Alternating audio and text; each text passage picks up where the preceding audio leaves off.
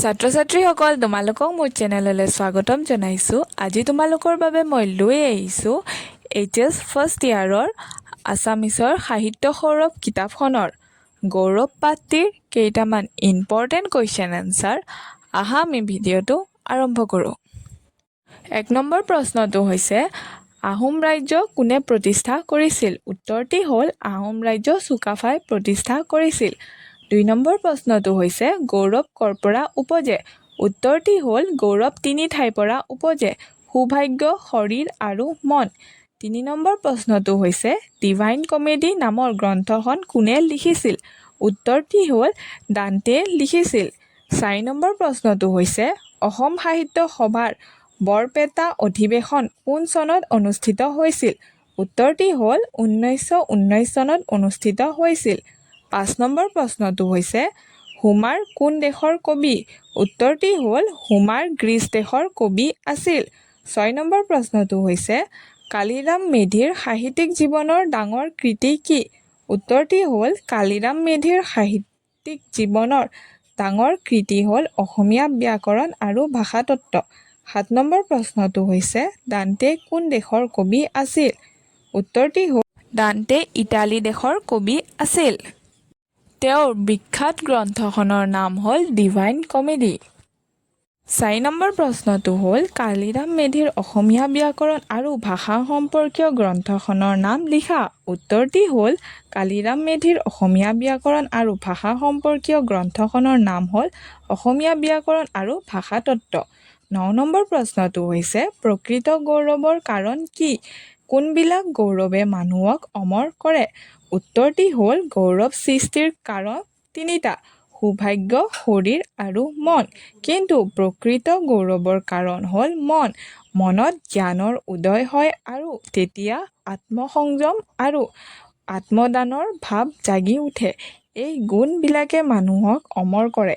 ছক্ৰেটিছৰ জ্ঞান, হৰিশ্চন্দ্ৰৰ ন্যায়, প্ৰহ্লাদৰ আত্মসংযম আৰু জয়মতীৰ আত্মদান ইতিহাসৰো গৌৰৱৰ বিষয়।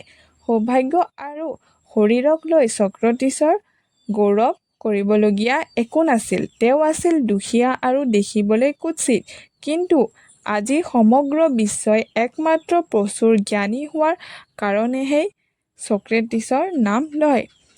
দস্যু ৰজা হিৰণ্যকশিপুৰ ঘৰত জন্মিও ৰাজকুমাৰ প্ৰহ্লাদ আছিল অতি সংযমী। আজি হিৰণ্যকশিপুৰ যদি কোনোবাই নাম শুনিছে ৰজা বা পৰাক্ৰমীৰ কাৰণে নহয়, প্ৰহ্লাদৰ পিতৃৰ বাবেহে।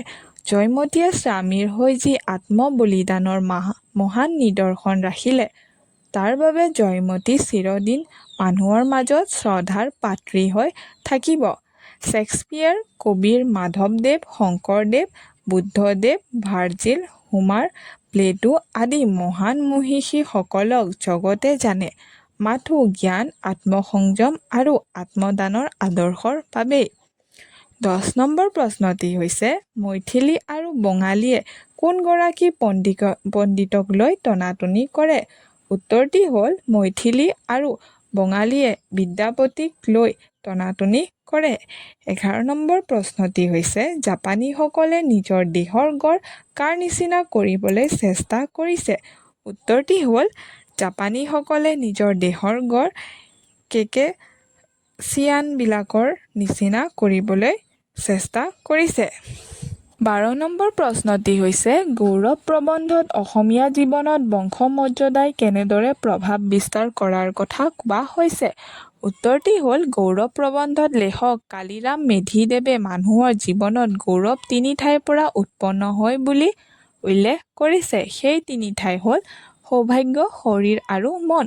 সৌভাগ্য বুলি কওঁতে বংশ মৰ্যাদাৰ কথাটোকে লেখকে মূলতে ক'ব বিচাৰে। অসমীয়া সমাজত এনে এক ব্যৱস্থা প্ৰচলিত হৈ আহিছে যে নিধিৰাম বৰুৱাৰ পুতেক গৰু চোৰ হ'লেও ভূঞা পোৱালি বৰুৱাৰ ঘৰত ল'ৰাই সমাজত আগমালা আৰু আগঠনি পোৱা নিয়ম। অৰ্থাৎ উচ্চ বংশত জন্মিলে নিজস্ব কোনো সৎগুণ নাথাকিলেও মানুহৰ সন্মানৰ গৰাকী হয়। তাৰ বিপৰীতে সাধাৰণ বংশৰ কোনো লোক বা পৰম জ্ঞানী হ'লেও সমাজতে আগস্থান দিব নোখোজে। মহাভাৰতৰ কৰ্ণ তাৰ জ্বলন্ত উদাহৰণ। ধন্যবাদ।